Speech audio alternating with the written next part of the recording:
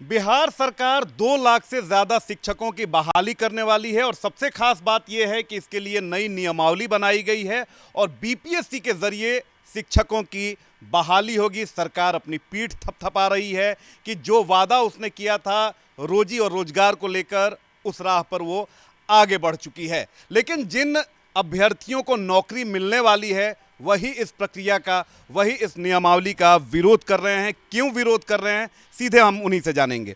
ये बताइए कि सरकार तो 2 लाख से ज़्यादा शिक्षकों की बहाली कर रही है, वो भी बीपीएससी की क्रेडिबिलिटी के साथ, विरोध क्यों है? देखिए, हमें परीक्षा से डर नहीं है, लेकिन बिहार का जो परीक्षा तंत्र है, चाहे वो बीपीएससी हो, बिहार एसएससी हो, बिहार टेक्निकली सेवा आयोग हो, ये किसी से छिपा हुआ नहीं है कि कितने पारदर्शी तरीके से ये लोग परीक्षा कंडक्ट कराते हैं। आए दिन ये बिहार में और नहीं ये बल्कि पूरे देश में सुर्खियों का विषय होता है कि बिहार में पेपर लीक हो गया, क्वेश्चंस आउट हो गए। रोकूंगा।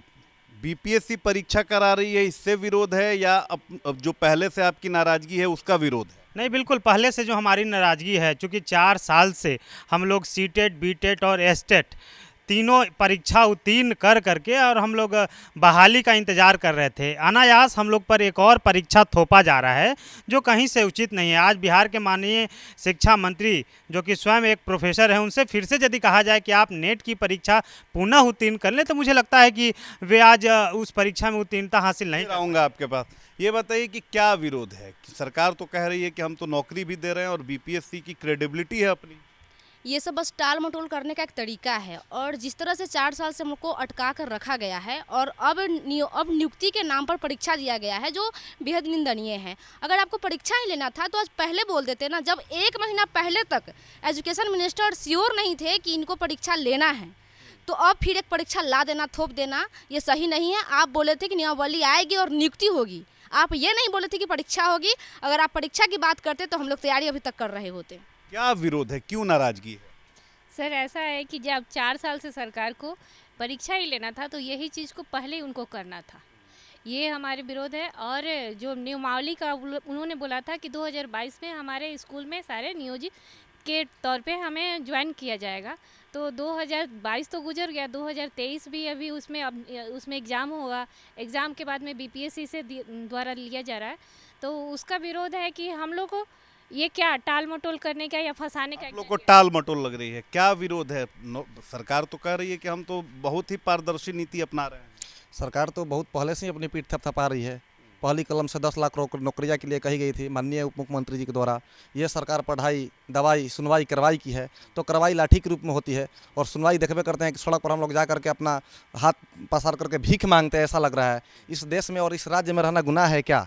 हमारे पास यदि शिक्षा का स्तर है तो उस अनुसार हमें स्कूल में भेजा जाना चाहिए।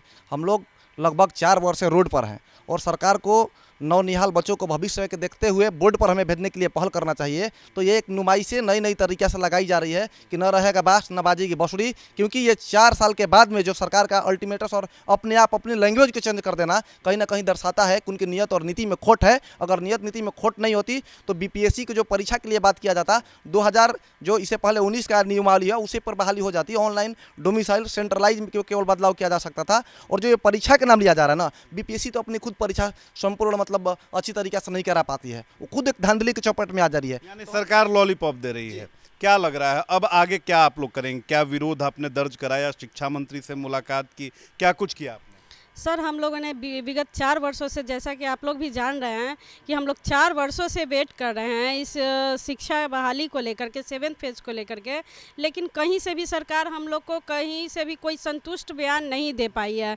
ये शिक्षा मंत्री जी जब अपना पदभार संभाले थे तो उस टाइम में उन्होंने प्रेस कॉन्फ्रेंस में कहा था कि हम बहुत शिक्षकों की बहाली बड़े पैमाने पर करेंगे और आयोग के द्वारा होगी। तो ठीक है, आयोग के द्वारा की, लेकिन उन्होंने परीक्षा के बारे में तो एक भी बात नहीं बोले। अब आगे आप लोग क्या करेंगे? सर, हम लोग का कल से आंदोलन होने जा रहा है, वो बहुत भव्य रूप से आंदोलन होगा। सरकार को झुकना तो पड़ेगा ही, क्योंकि हम लोग के साथ बहुत छलावा की है सरकार। अभी तक हम लोग सचिवालय जा रहे थे तो सिर्फ ये पता चला था कि आज आ जाएगी नियमावली, कब आ जाएगी, पर ये नहीं बोला गया था कि एग्ज़ाम लिया जाएगा।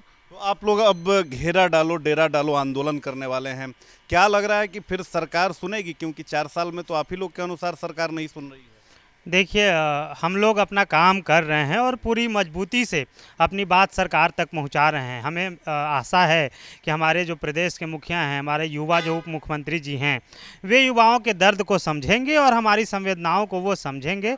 और ये जो तुगलकी फरमान के रूप में नई शिक्षा नियमावली आई है, इसको वो संशोधित करेंगे, हमें पूरा उम्मीद है। इसलिए हम अपना विरोध प्रदर्शन कर रहे हैं और कल से गर्दनी बाग संशोधन क्या चाहते हैं?